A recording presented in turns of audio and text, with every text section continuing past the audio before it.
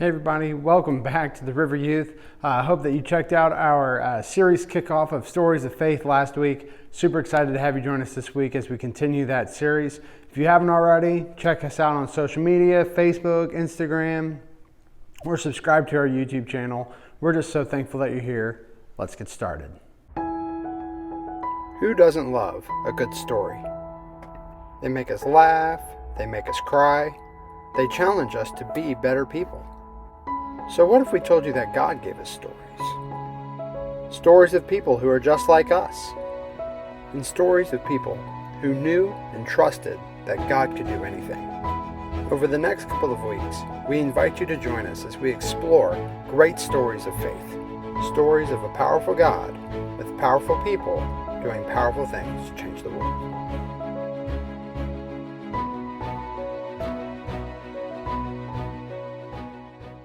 So when it comes to stories, there's different genres, like there's sci-fi, there's fantasy, there's like horror stories, there's action stories, there's adventure stories. But one of my favorite kind of stories is a spy story. I love the spy genre, I love spy movies. And one specific franchise that I absolutely love and adore is the James Bond franchise. I love the James Bond franchise. In fact, for 2021, for no reason at all outside of just pure boredom, I decided to marathon the James Bond movies from 1962's Dr. No all the way 24 films later to 2017's Spectre. And I watched them all in their entirety, and then I ranked them in a list and put them on social media because I was bored. But one thing that I love about James Bond, after watching all of the movies, isn't just the action, isn't just some of the plots, and isn't just some of the corniness of the earlier movies. But one of my favorite things and aspects of him is the scenes that he has with Q. Now, for those who know nothing about James Bond, normally he meets with his director M. He kind of gets briefed on what the mission is going to be, and then he's told to go see Q, who is the quartermaster, also known as his weapons person. And so this is where he goes to get his weapons, to get his gadgets, and to get all the things that are going to help him along with his mission. And here is one of the best scenes involving Q.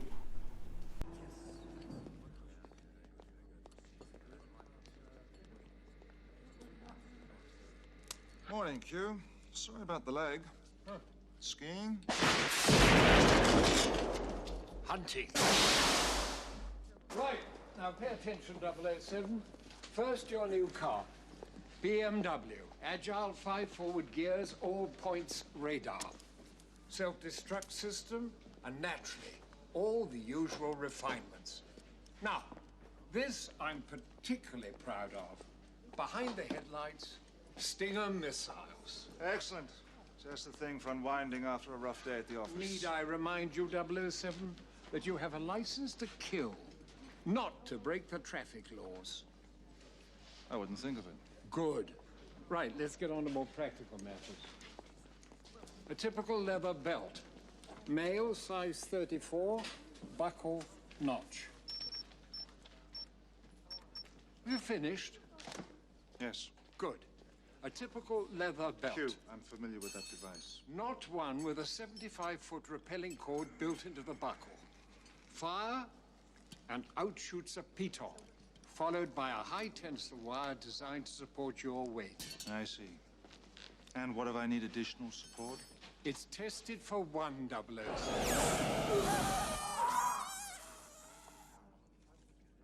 Flight 878 to St. Petersburg. X-ray document scanner. A pen. This is a Class 4 grenade. 3 clicks, arms the 4-second fuse. Another 3 disarms it. How long did you say the fuse was? Oh, grow up, 007. They all said the pen was mightier than the sword. Thanks to me, they were right.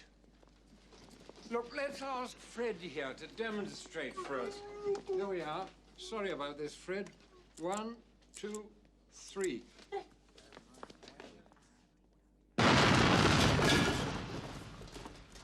Don't say it. The writing's on the wall? along with the rest of him. Now, 007, do please try and return some Do please try and return some of this equipment in pristine order. Don't touch that. It's my lunch. I love that was from GoldenEye. What's the series called? James Bond. James Bond. Yeah. I love Q so much. I love when Bond has to go see Q, and not all of the movies have it, but when they do, it is such a wonder. But even a spy like James Bond needs help. He can't just go out and do things on his own. And so he requires a little bit of help. So he always gets his gadgets from Q, and sometimes they're like a simple gadget. And like in the modern movies, he gets like a handgun and like a little pocket radio. Sometimes he gets a jetpack, like who knows, like all the different crazy things that James Bond gets. But the reason why we start talking about James Bond, and the reason why we start tonight talking about Q, is because tonight we're going to look at a story that is a spy story within the pages of the Bible. It is a story that a lot of us might have grown up with or we've heard about, but not oftentimes that we think about in the terms of like a spy genre story that's in within the pages of the Bible. Because tonight our story in faith is revolved around the story of Rahab. Now, Rahab is a popular story. It's a story that a lot of us have heard or grew up with, but it's often tied to a story that many of us are familiar with. But the story of Rahab is often overlooked because you're probably learning it in Sunday school as a child, when Rahab is a story that's pretty much made and catered for people who are a little bit older. And so we want to explore her story tonight, but before we do that, you need to know the background of what we're heading into. And our story is found in the book of Joshua, and leading into the book of Joshua, Moses has freed the Israelites after 400 years of slavery. And so he has freed them. They began to worship other gods, and so they are now wandering the wilderness for 40 years. And the generation that Moses set free has died off, and Joshua is getting ready to lead the people into the promised land, and they are going to go and they're going to claim the land that is rightfully theirs. They're going to go in, they're going to say, God told us that this land was ours, let's go and take it. But there's a big giant thing in the way, and that is the city of Jericho.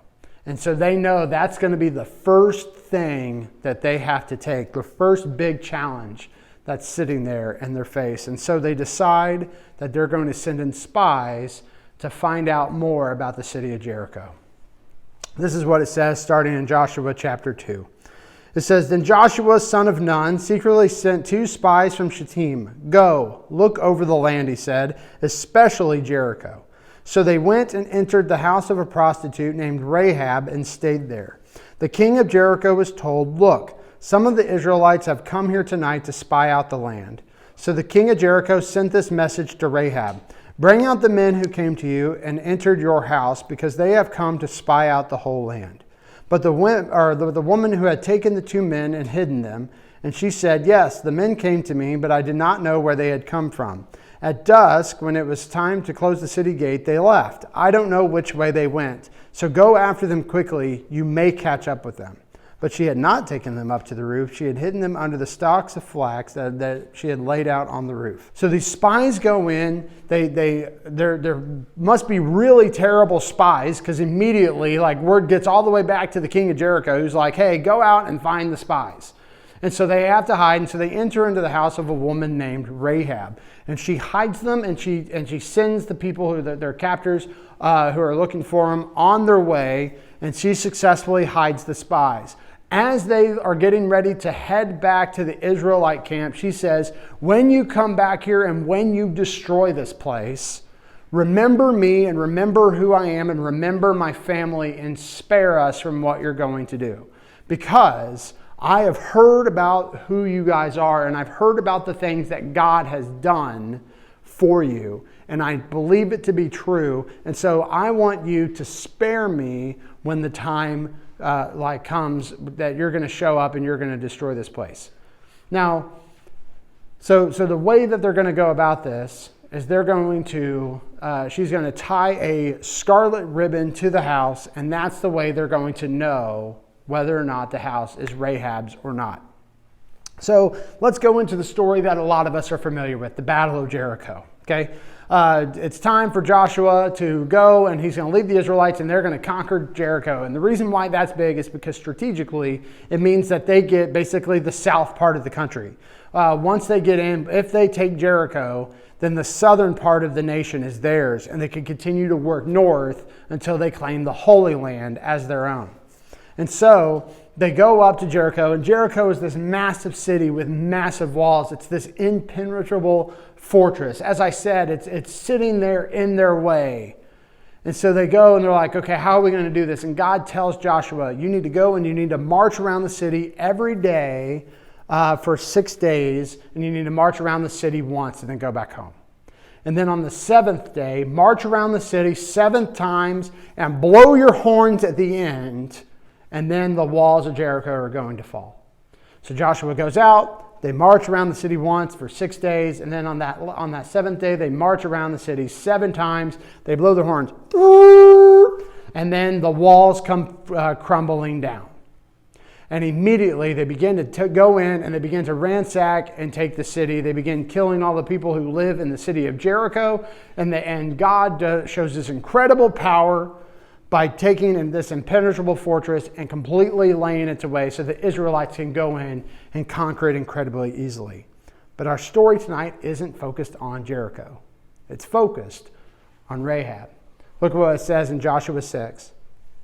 It says, Joshua said to the 2 men who spied out the land, go into the prostitute's house and bring her out and all who belong with her, according with your oath to her. So the young men who had done the spying went in and brought out Rahab, her father and mother, her brother and sisters, and all who belonged to her. They brought out her entire family and put them in a place outside the camp of Israel. They burned the whole city and everything in it, but they put the silver and gold and the articles of bronze and iron into the treasury of the Lord's house. But Joshua spared Rahab the prostitute with her family and all who belonged to her, because she hid the men that Joshua had sent as spies to Jericho, and she lives among the Israelites to this day. When it comes to Rahab, there's the whole story of Rahab. There's one thing that I want you guys to see and realize tonight, and it's this, is that through faith, God can use anyone, anytime, for anything. Through faith, God can use anyone, anytime, for anything. Because when it comes to Rahab, something that I've always found incredibly interesting is that every time you read her story or hear about her story in the pages of Scripture, she is always followed by her label. She isn't called Rahab very often. She's always known as Rahab the prostitute. Rahab the prostitute. So she had a reputation, okay? They knew that she was a prostitute. She didn't hide the fact that she was a prostitute. In fact, when they came back, they told Joshua, hey, when we go in, we have to spare because this family, because we made an oath with this prostitute that we're gonna save them. Which is why he says, take the 2 spies, tell them to go in and save Rahab the prostitute, right? Like, tell them to go to the prostitute's house. She was known and she carries that label, but we don't know her for her prostitution. We don't know her as a prostitute. We know her because of her faith. We know her as the person who hid the spies. We knew that she was the one who heard about God and said, you know what? I can't do this anymore. I need to change things up and I need to follow a new path. In fact, she tells them, I heard about your God and I heard about the powerful things that he does. And because of just the things that she heard about God, she believed them. And when the opportunity came for her along to be on the right side of history, she took it. She said, if what I'm hearing about these people are true and what I'm hearing about their God is true, then Jericho doesn't stand a chance. If I have an opportunity to be rescued here, I'm getting out. And so she hides the spy, she takes the risk, and ultimately she's spared. It was an act so profound and so powerful that it's mentioned later in the book of Hebrews in the Hall of Faith, is what we call it as Christians, where basically the book of Hebrews, he's talking about faith and what it means to have faith. And he's talking about all of these people in Scripture who had faith. And he goes through and he talks about Abel and Enoch and Noah and Abraham and Isaac and Jacob and Sarah and Joseph and Moses. And he follows all of these up with this verse in Hebrews chapter 11, verse 31. He says this, "It was by faith that Rahab the prostitute was not destroyed with the people in the city who refused to obey God, for she had been given a friendly welcome to the spies." Her past and her label wasn't the defining point or the defining thing in her life. Her faith was. It was her faith that God saw, recognized, and used to create this powerful story and allowed the nation of Israel to take one of the most impenetrable cities in all of history. And it was because of the faith of Rahab. Something I found incredibly interesting was I planned this series several months ago. Okay, I was like, all right, who are some great stories of faith? And I planned out, I was like, oh, Ruth, we're going to talk about Ruth. And it just happened to land on Valentine's Day. And then this past week, I was reading the story of Rahab. Rahab becomes an Israelite. Rahab marries a man named Salmon. And Rahab has a son named Boaz, who's the husband of Ruth. And so over the last couple of weeks, we've talked about the great, as well as the great grandparents or grandmothers of King David.